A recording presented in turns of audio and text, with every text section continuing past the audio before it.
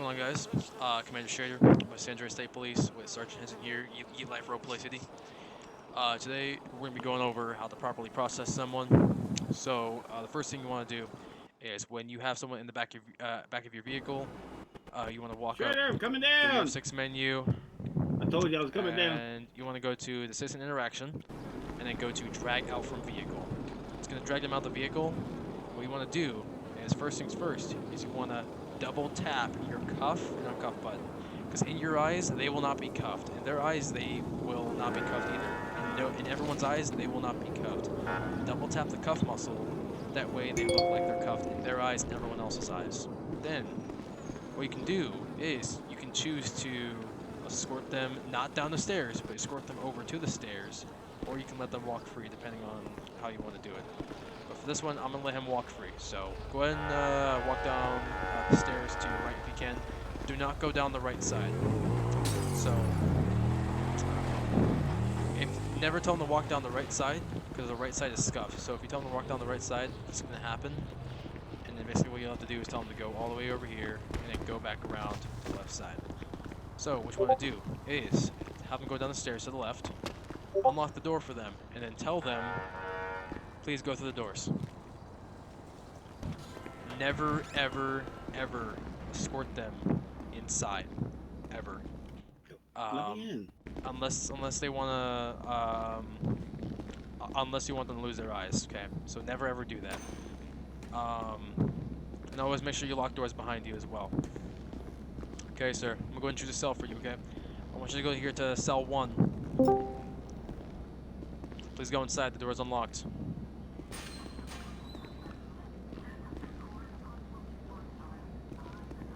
Please come to the bars. You'll ask them to turn around, and then what you're gonna do is you will double search them. Okay, you will. I'm not gonna confiscate everything off this officer, but you will confiscate everything, and that is illegal. So this means if you miss any weapons when they search them, confiscate those. They cannot bring those to jail. Any drugs and anything listed in the FTO handbook that is illegal on the item/inventory list, you will confiscate. So that's basically it. So I would confiscate all these weapons and all that. And then if they had any heroin or drugs, confiscate. Had any secure ID cards, malicious access cards, confiscate. Dirty money, confiscate. All that. Simple. Okay. Then after you search them, you will cuff them. I'm not going to be finding him or jailing him today, as he's just an officer. He's just a basically just a trainee. So what you will do is, let's say he robbed a bank.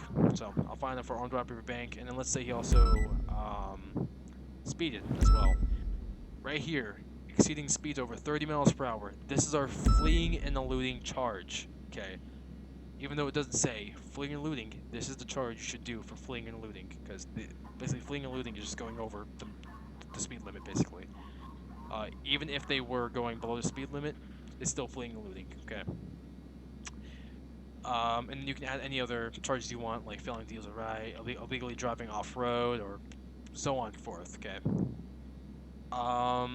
And then what you'll do is you'll ask them to pay the fines. So you can go here to manage unpaid bills, and you can see any unpaid fines that they have. And what's going to happen is tell them to flex their F7 muscle, and then tell them to hit their enter muscle to pay it.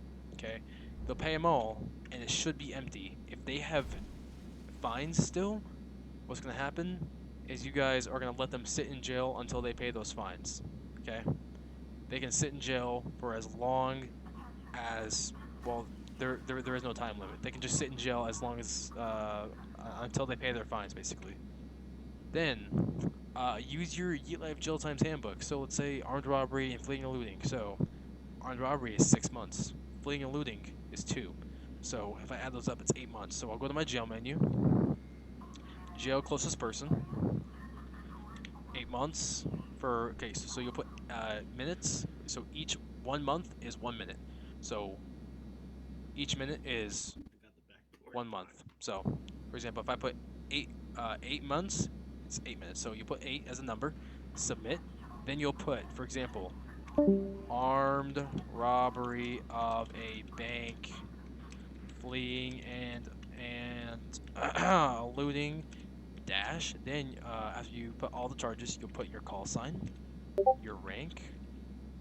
I go by commander, so and then you can put your name that you go by. Then you hit submit. But I'm gonna press cancel because I'm not actually jailing him. Keep in mind, we are not using this anymore. This community service, we are not using it. Okay. Manage license. Okay. What's gonna happen is if they fire at you in any circumstance, if you get shots fired at you by them, you can revoke their arms license. See, now he doesn't have one. I don't know why he doesn't, but he doesn't have one. Okay. But if he did have one and he shot at me, I can revoke that license. You will not revoke the license unless you are fired upon by the person you have in custody. Then, after you send them off, it'll come up in the message here in the top left. It will say judge, and then it'll say blah blah blah is in jail for. So let's say his name is so Lennon Henson. So let's say it'll say Lennon Henson is now in jail for armed robbery of a bank and fleeing and looting. And then it'll show me who jailed him, basically. So that's all you need to know about processing, basic processing. And then what's going to happen next is we have a new MDT coming up. But if your MDT works, what's going to happen is, let me show you how this is going to work, okay? You're going to write a report, if you can, on the suspect, which is going to add to their inventory, or add to their history. So, /MDT, search persons.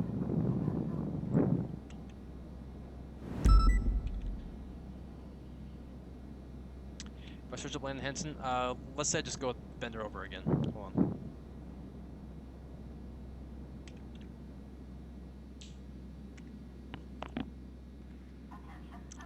Let's say I go with Benn Derover, okay? I go to new report.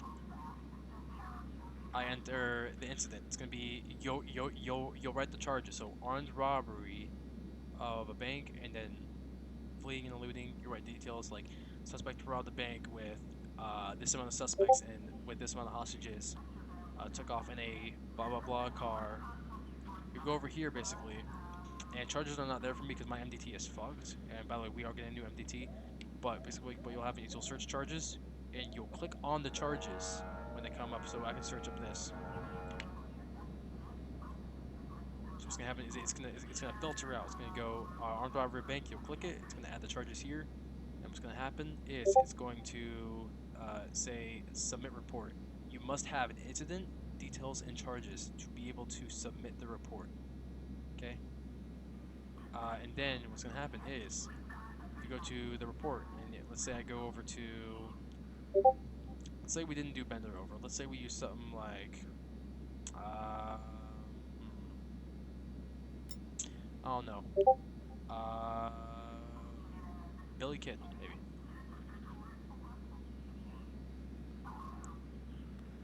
So, armed robbery store, armed robbery bank, or Billy J, armed robbery bank, charges. Incident officer Nick Murphy. Your report. Details. Armed robbery of a big bank. Suspect had several accomplices. One hostage. Suspect fled in a black lifted Tahoe. Was able to capture suspect in Polito. You spelled Polito wrong, but that is how you should always process them. Sentence. So what sentence does? Nothing. Sentence does nothing. But yeah, don't even worry about that. But yeah, that is how you should do it.